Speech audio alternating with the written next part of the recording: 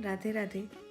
शंकर प्रिय मम द्रोही, शिव द्रोही मम दास, ते नर करहीं कलप भरी, घोर नरक महु बास।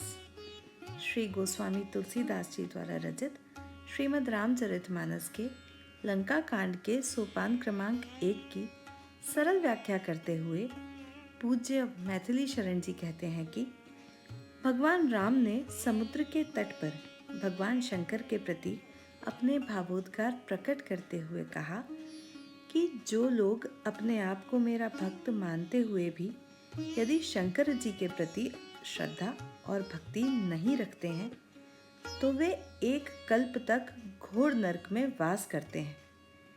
भगवान का तात्पर्य यह था कि शंकर जी विश्वास के घनीभूत रूप हैं और जिस व्यक्ति के हृदय में विश्वास का ही वास नहीं है तो फिर वह मुझे भी कहाँ स्थान देगा और मैं भी उसे कहाँ स्थान दे सकूंगा।